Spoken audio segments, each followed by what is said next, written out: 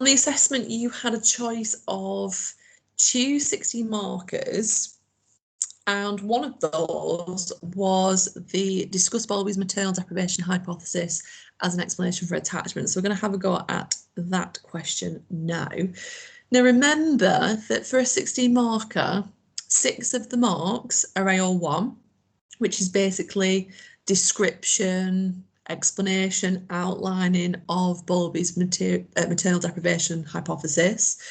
And the other 10 marks is for evaluating that hypothesis as an explanation for attachment, because it might be a load of rubbish. So if you think of it like 2 separate questions, it's kind of like a question about describing, outlining, explaining, and it's a question that's like evaluating it, and then you're kind of sandwiching them together. So we'll start with the AO1 first. I've got kind of my notes from my slides here that I've just copied across, so I'll use some of these. So this was kind of like the sentence that was in the booklet that you might want to start with. So we've got Bowlby's maternal deprivation hypothesis explains what happens if attachments are broken. Bowlby argues that disruption of the attachment bond will result in serious and permanent irreversible damage to a child's emotional, social and intellectual development. So that'll start you off. And we can put Bowlby suggests suggests that for attachment to occur,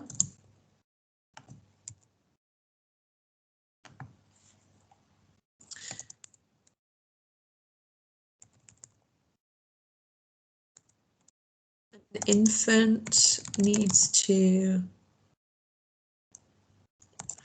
have a continuous relationship,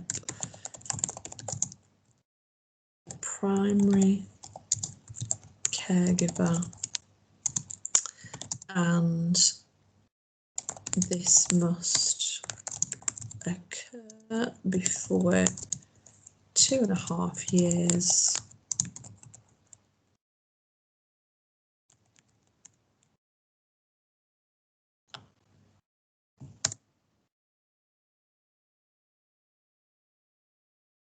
and we already mentioned irreversible damage in the beginning bit, so we don't need that.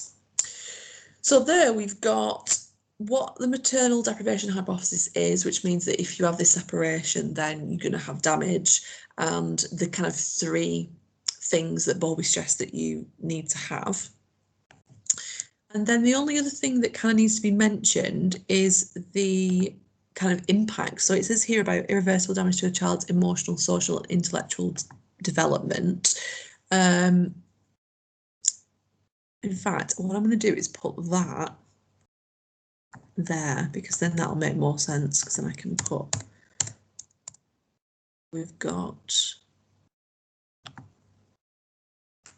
examples of, let's actually just see, so maternal deprivation may lead to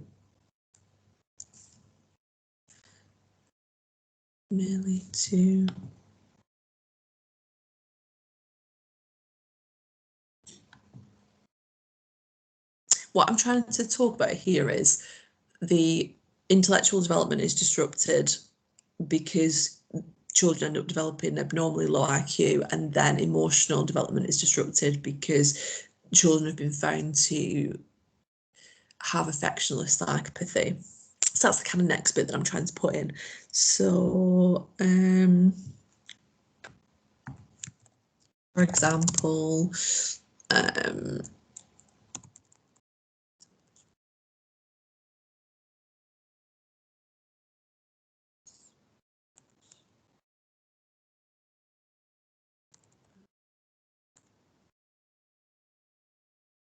IQ and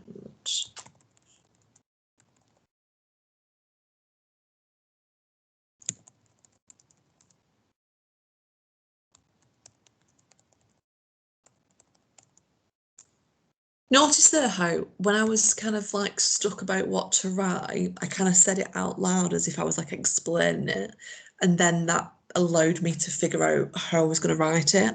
It's a good tip for you. I actually think that that's all that we need for this bit.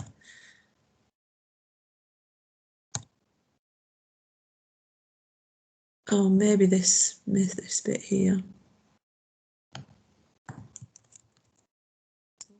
My face.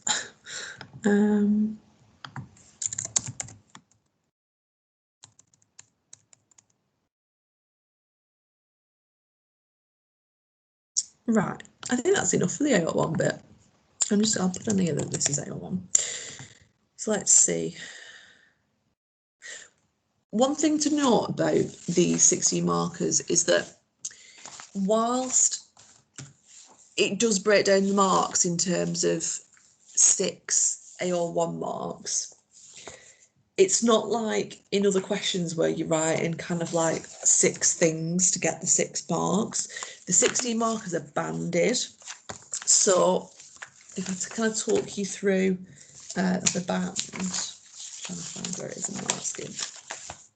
In order to get into the top band for AO1, it says that the knowledge that you're writing about has to be accurate. So you can't write anything that's incorrect. If you write anything that's incorrect, you'll be in the band down. So in 9 to 12 marks rather than 13 to 16. It says generally well detailed. So what that means is that you've had enough time to kind of write about everything that you possibly could in that time. So generally, if you look at the booklet, it's everything that is kind of in the booklet, which is what this is for this topic. That's pretty much a summary of what's in the booklet. So that would be generally well detailed. It's not got everything in it, but I've kind of mentioned everything. And when you were answering this question, you did this, like you generally outlined everything that was kind of in that booklet. So that was great. And the next bit that you need to do is evaluate. So this is kind of like what the theory is. Now, if I just duplicate this and just change this to 8 or 3.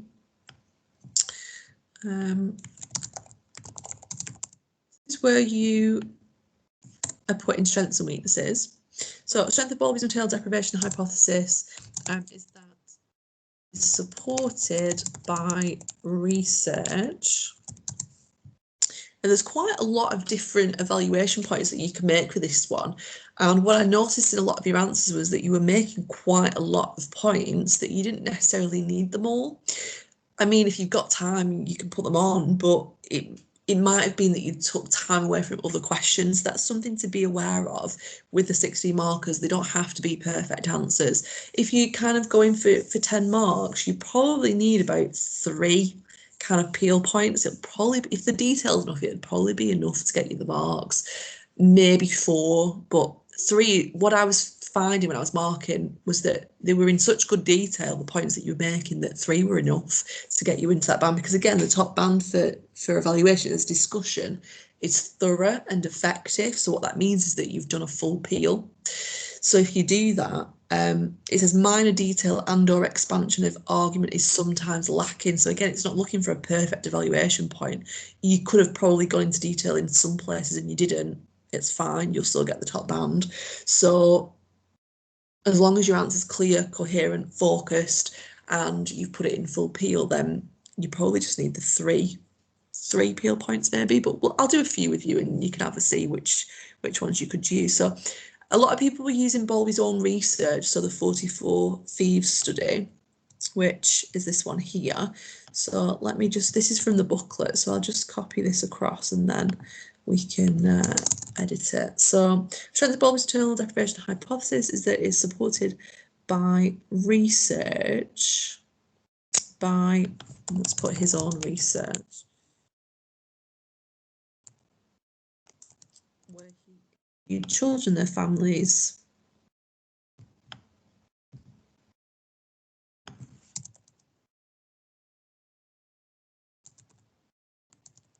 the clinic he worked at,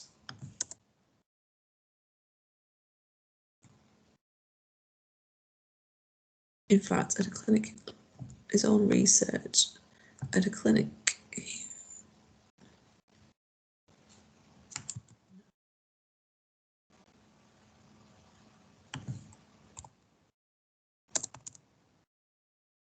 for signs of affectionate psychopathy,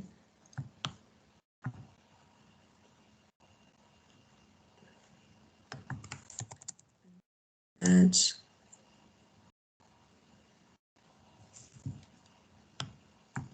44 juvenile thieves with the background of 44 other non-delinquent children.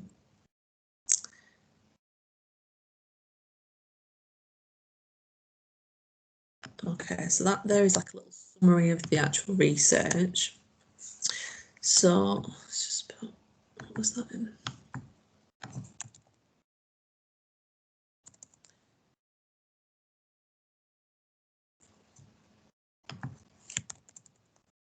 He found 32% of the thieves were diagnosed as having affectionless psychopathy.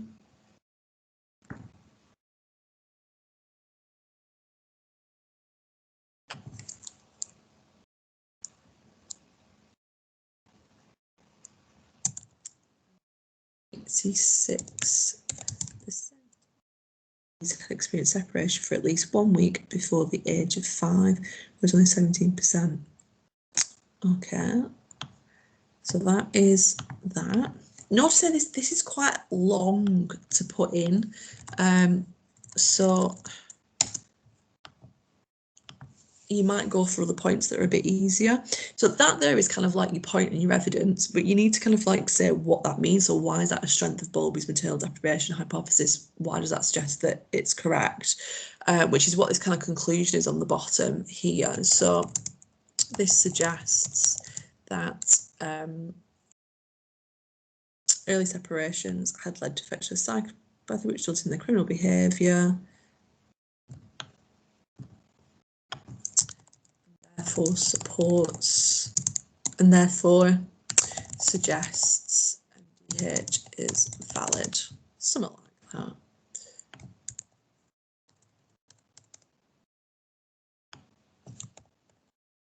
So that'd be 1 point.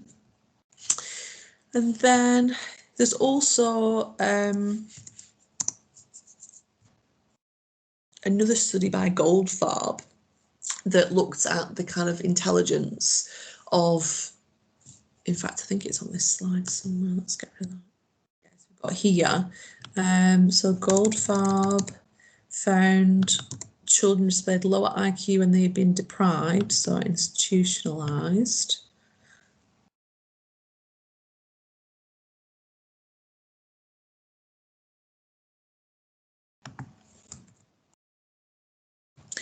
And fostered. So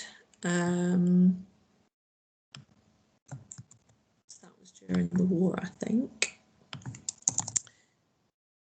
So these points really are kind of like the same because they're both supporting pieces of research, but they are supporting different parts of it. So the first, that one's about affectionless psychopathy, and this one's about intelligence. You could maybe just go with one of these, and the Goldfarb one would probably be the better one to go for because it's shorter.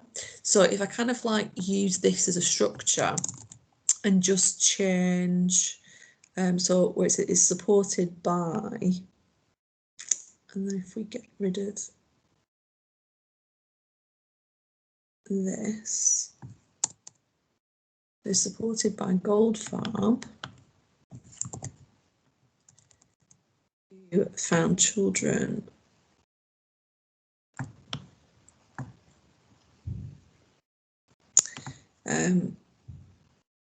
so this supports MDH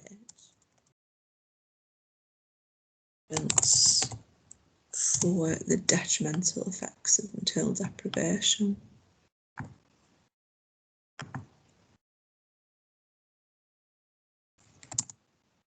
However, this research was poorly controlled as these children were institutionalised, which means they were deprived of many things in early childhood, and any of these could cause the poor intellect, not just maternal deprivation.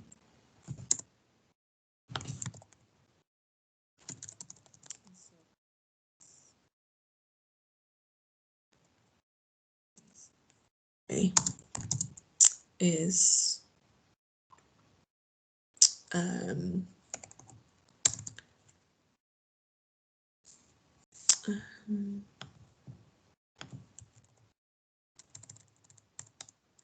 You've just kind of put, if you'd have kind of just put it up to this bit, that would have been fine. So you could have just had that as a really, really short point. But if it is short like that, you need to put something else in. So you could have put some actual finer details about Goldfarb in there, like the finer details were in there with the findings and things. That beefs it up a bit and makes it a more developed point so that you can get in the top band about it being kind of thorough and effective. Or you can put kind of a contrasting point on like this one says. So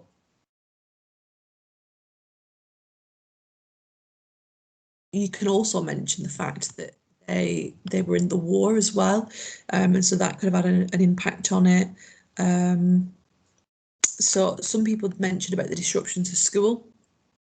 So we'll put such as the disruption to schooling, child deprivation. So perhaps Bowlby's theory is too simplistic. It's not taken into account all the other things that could have caused the delay in intellectual development that might be nothing to do with the separation from the mother and might just be because of other things like the disruption of schooling. So it criticises that as a theory. So that leads us nicely into kind of some weaknesses perhaps as well. So let's duplicate that and put, now at this point you want to put however, because you're going into a contrasting point. So however, again, you don't need all of these. I mean, you actually could put this Lewis one as well on the end of that strength. You know, like how we put a however on the end of this one, you could put a however on the end of that one, and that actually would mean that you've got kind of, you know, really in-depth points then. So if it's possible to put a counter on your evaluation, then do so, because that shows that you are effective at evaluating, which means that you're considering both sides of the argument and coming to a conclusion at the end of it. I might actually just add that in. So however, Lewis partially replicates fluency, looking at 400 young people and found that a student did not predict.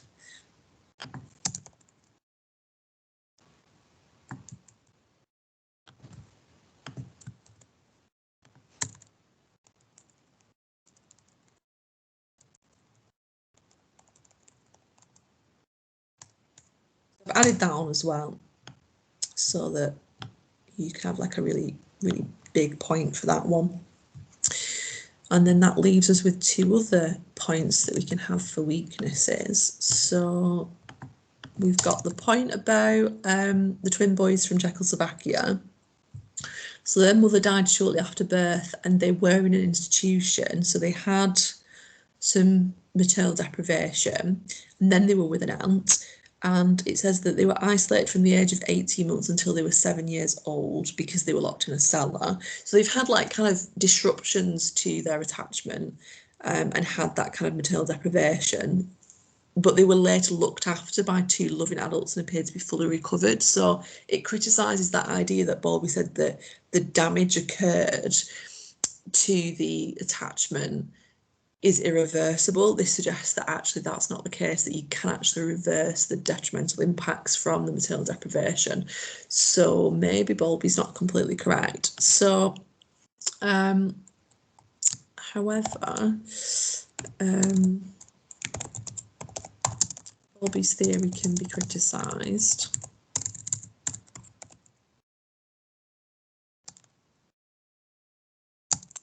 Research.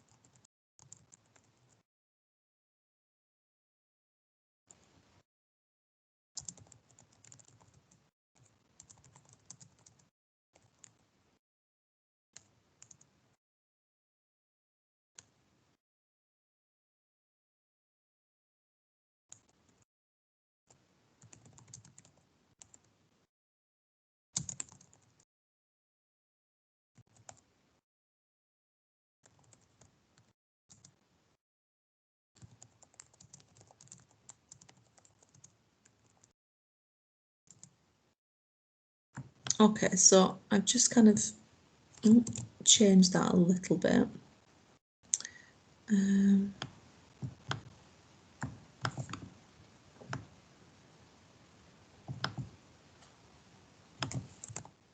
So we've got, however, Bowlby's theory can be criticised as research by Kulchova found that twin boys from Czechoslovakia who had suffered maternal deprivation after their mother died were locked in a cellar between 18 months and 7 years. I'm just actually going to put missed critical period.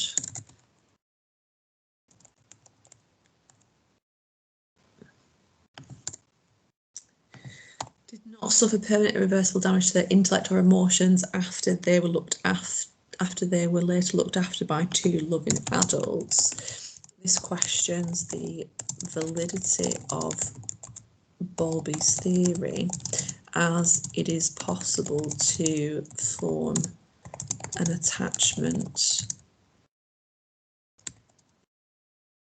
if a person has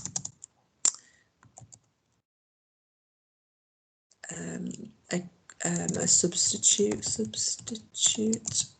caregiver, even if it is outside the critical period. This is also socially sensitive. In fact, I'll put this mix. Socially sensitive, as it suggests, it is determined once the critical period has elapsed,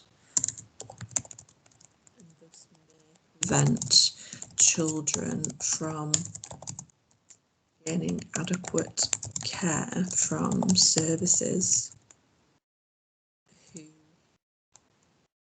triage children.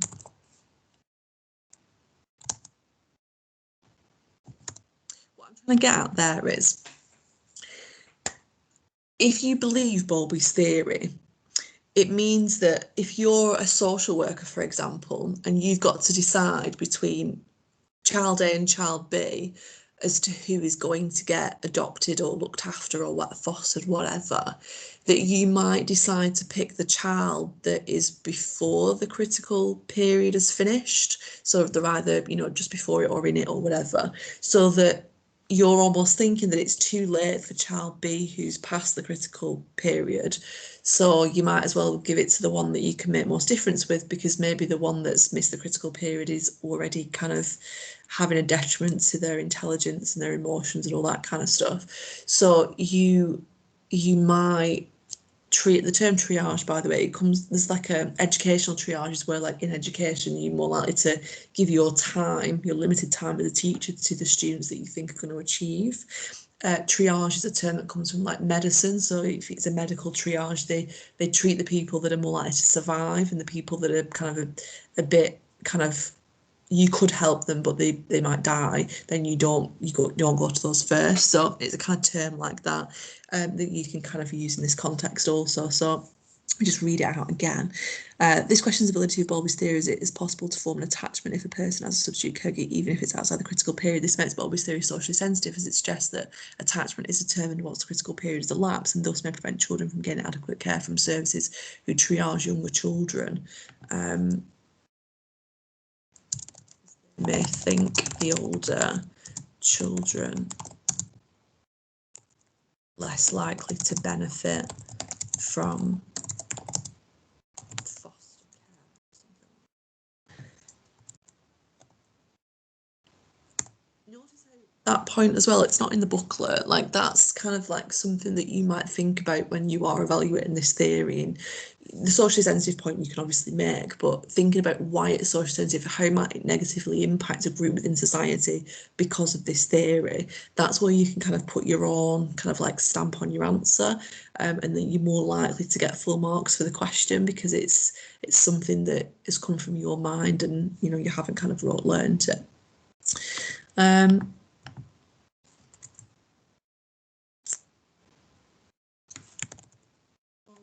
Theory can also be criticised as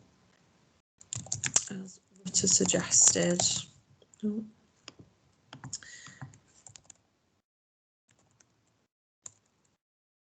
Did not clarify the difference between deprivation and privation. Let's just see where.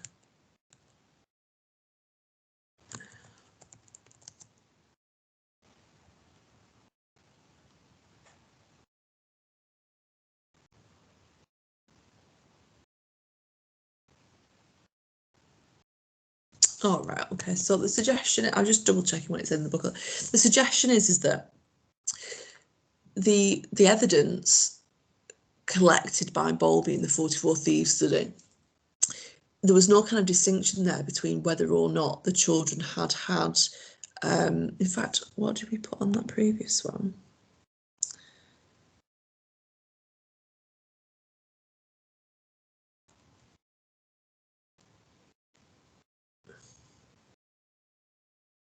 I don't know actually about that point, because in that study of Bowlby's 44 Thieves, he does kind of look at, so he said separation at least 1 week before the age of 5.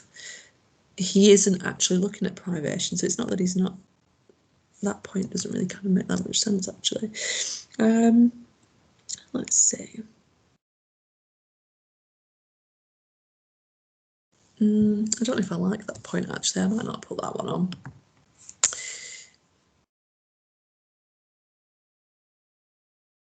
Okay, let's put many of the studies used to support MDH.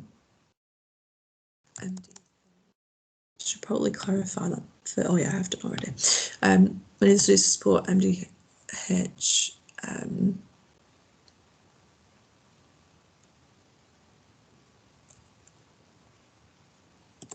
Do not make this distinct. This is support actually be showing the effect of privation rather than deprivation.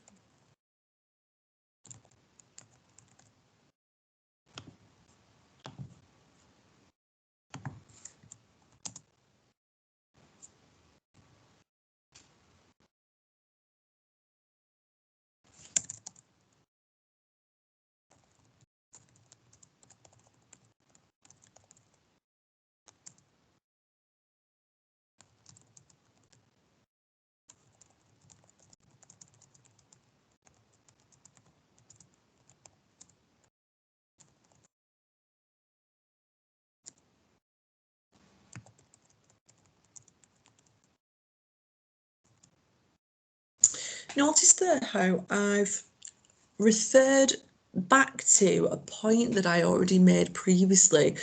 So you don't want to think about these peel points as being like separate points, because the overall answer is marked holistically. So if you can kind of like intertwine them in and kind of like refer back to things if it is appropriate, then that will allow it to be a better answer. So for example, this is a bit of a naff point, as you can probably see. It's very short and it's a little bit, the reason why I was just looking in the booklet, and actually what's in the booklet is kind of a little bit contradictory to what the 44 Thieves study actually showed. So if you were to write that, it doesn't really make as much sense as what it should be making. So I would think about the points that you're writing. When you're writing them, do they actually make sense? Try not to just write them without understanding what you're writing, because that's where you tend to lose marks. So with this bottom point, I've put Bowlby's theory can also be criticised, as Rutter suggested that he did not clarify the difference between deprivation and privation. Now, this is really important because Bowlby's suggesting that you're going to end up with things like affectionless psychopathy and abnormally low IQ. But he's suggesting that the reason for that is this break in the attachment with the mother, so the maternal deprivation, so having separation from the mother. Remember, Bowlby also says about how this doesn't have to be for a long period of time. It can just be this kind of law of continuity where it kind of builds up the more that it happens. So the issue with that is if he's not making the distinction between privation and deprivation, the studies that he's using, or that any other researchers are using also, then it might not be clear if it is separation from the mother or the primary caregiver, as it was later adapted to. It might not be that. It might be that these effects are from just not having an attachment in the first place, which would make more sense for this affectionless psychopathy, because if you've never ever attached to anybody, then you'll never ever kind of know how someone else feels, because you've not had that. If you think about when we learn about interactional synchrony and things like that when they were younger, that helps form the kind of attachment. If you never had that, then why would you have any empathy for somebody else? You probably wouldn't develop that.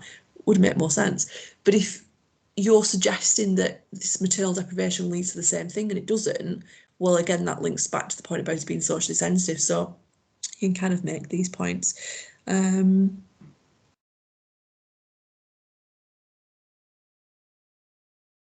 actually what I was just about to say then is, therefore the effects of deprivation may not be so severe.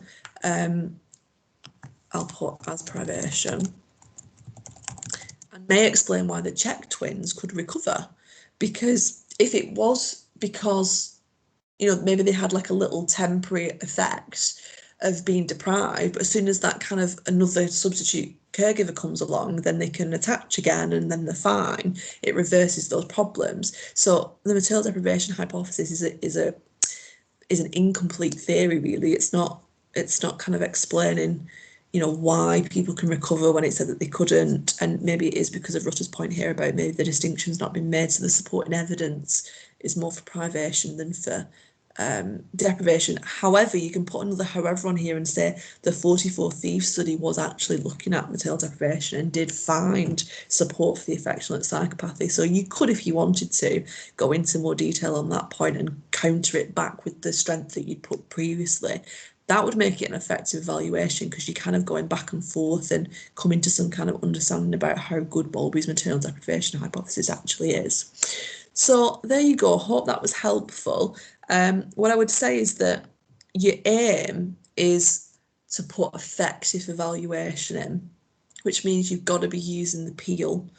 In fact, what I'll do is I'll just highlight on here where that would be. So this is probably the point. This here is your evidence.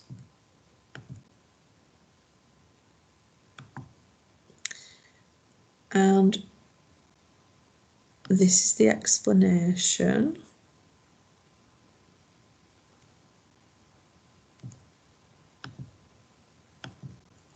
And then this is your link back.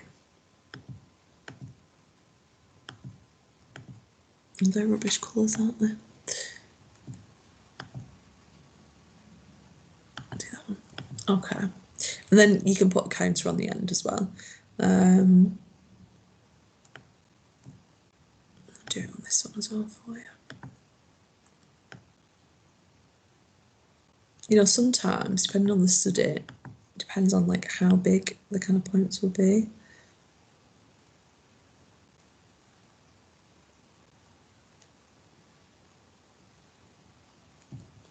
And sometimes, like this one here, like the link back, it's really, really short and it's actually in an opposite order.